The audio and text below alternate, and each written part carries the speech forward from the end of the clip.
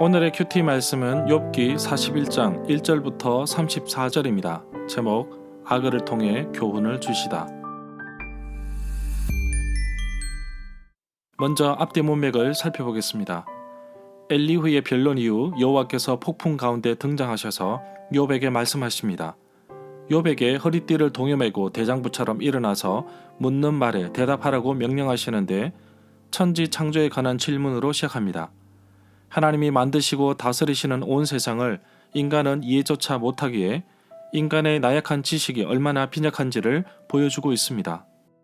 땅 위의 동물들, 우주 전체의 움직임, 야생 동물들이 살아가는 모습, 그 외 여러 동물들의 특징을 통하여 동물의 세계에서도 사람의 지혜로 헤아릴 수 없는 오묘한 하나님의 손길을 느낄 수 있었습니다. 여호와께서 다시 욥에게 아직도 전능자와 논쟁하려 하느냐라고 물으십니다. 욥이 하나님의 판단을 무시하고 자신을 옳게 여기고 하나님을 비판하는지 묻습니다. 자신의 결백과 무고함을 위해 친구들과 변론하였지만 욥이 세상을 움직일 힘조차 없다는 것을 보게 됩니다. 아무리 강하다고 하더라도 하나님의 의로운 통치 아래 있음을 보게 됩니다.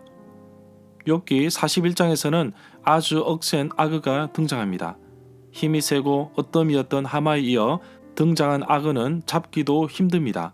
아무리 용감한 자라도 여호와께 감히 맞설 수 없다는 것을 말씀하고 있습니다.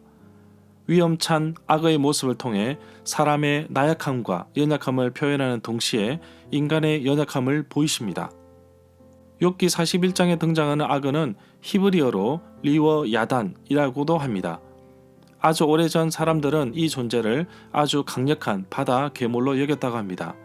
단단한 비늘을 가지고 있고 끔찍한 이빨을 가지고 있는 힘이 센 동물로 표현하고 있습니다. 이렇게 무시무시한 악어에게 맞설 수 없지만 이것도 하나님 손길 아래 존재하는 피조물임을 강조하고 있습니다. 문단을 나눠보겠습니다. 1절부터 11절은 악어는 잡기도 힘들다. 12절부터 34절은 악어도 하나님의 피조물에 불과하다. 2절에 보면 욥기 41장은 앞서 하마를 소재하여 하나님의 절대적 주권을 강조한 내용에 연이어서 하나님의 전능하신 주권의 능력을 강조하고 있습니다. 개역 한글 성경과 아가페 쉬운 성경에서는 악으로 번역하였고 개역 개정 성경과 세번역 성경에서는 리워 야단으로 번역하였습니다. 대부분의 영어 성경에서도 히브리어 단어를 그대로 음력한 리바이어던으로 번역하였습니다. 개역 한글 성경에서 악으로 번역한 것은 고대 근동 지방에서 주로 이집트 지역에서 서식하던 덩치가 크고 힘이 강하였던 이집트 악어를 염두에 두고 번역한 것으로 이해할 수 있습니다. 이 구절이 말하고 싶어하는 것은 연약한 욥이 절대로 악어를 제어할 수 없다는 것을 강하게 부각시킨다고 볼 수 있습니다. 이 구절에 리워 야단이라는 표현이 나오는데 3장 8절에서도 바다 괴물로 언급하고 있습니다. 이 대목에서 이 짐승은 악어와 신화적인 혼돈의 괴물의 특징들을 모두 지닌다고 할 수 있습니다. 관련되어 있는 성경 구절은 시편 74편 14절, 104편 26절, 이사야 27장 1절입니다. 11절에 보면 이 구절은 하나님의 절대적인 주권에 대하여 언급하면서 피조물 가운데 그 어떤 것도 하나님과 맞서거나 부족한 부분을 채울 수 없다는 사실을 말하고 있다고 봅니다. 결론적으로 하나님이 주권적인 행사에 감히 도전하며 불평하였던 욥을 꾸짖고 있다고 이해할 수 있습니다. 이 구절에 누가 다 내 것이니라 라는 표현이 나오는데 그 첫 부분을 문자적으로 옮기면 누가 내 앞에 나가서로 이해할 수 있습니다. 바울은 로마서 11장 35절에서 다르게 해석하고 있습니다. 로마서 11장 35절 말씀, 누가 주께 먼저 드려서 갚으심을 받겠느냐. 12절에 보면 이 구절부터 마지막 절인 34절까지는 악어의 위용을 다시 열거함으로써 절대 주권자이신 하나님의 전능하심과 그에 비하여 연약한 인간의 현실을 좀 더 명백하게 보여준다고 할 수 있습니다. 사실 악어는 아주 막강한 힘을 가진 존재인데 이와 같이 악어의 몸이 기관이나 구조적인 측면에서 매우 조직적으로 이루어져 있다는 사실은 하나님의 주권적인 창조 현실이 얼마나 세밀하게 작동하고 있는지를 보여준다고 할 수 있습니다.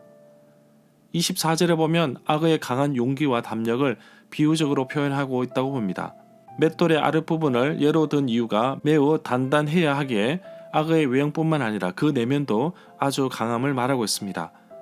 단순히 악어가 강하다는 말보다는 악어를 창조하신 하나님이 강력하다는 분이시다는 것을 말하고 있는 것으로 볼 수 있습니다. 34절에 보면 악어의 위용과 관련하여서 최종적인 선언의 의미를 담고 있는데 악어를 창조하신 하나님의 주권의 절대성을 드러내고 있음을 볼 수 있습니다.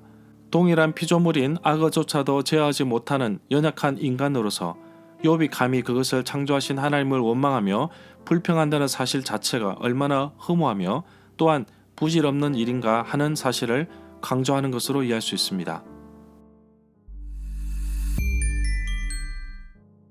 절마다 상세한 설명과 구절 해석, 핵심 내용, 중심 줄거리는 네이버 블로그에 올려져 있습니다. 내게 주시는 교훈입니다. 하나님이 창조하신 악어 리워야단에 대해서 여러가지 형태와 모습을 통하여 힘이 강하고 견고함을 보게 됩니다. 동시에 하나님이 창조하신 것이 얼마나 대단한지를 깨닫고 또 인간의 연약함을 보게 되었습니다. 하나님 보시기에 별 볼일 없는 사람처럼 보이나 중요한 것은 나도 하나님의 걸작품이며 하나님이 특별하신 계획 속에서 살아간다는 것입니다. 다른 사람에 비해 부족한 부분이 있으나 하나님은 나의 연약함을 통해 하나님의 강하심을 보이십니다. 나의 연약함을 통해 하나님의 뜻이 펼쳐지기를 원합니다. 악어 리워야단은 상상의 동물로도 볼 수 있지만 나에게 부딪히는 엄청난 문제들로 볼 수도 있습니다.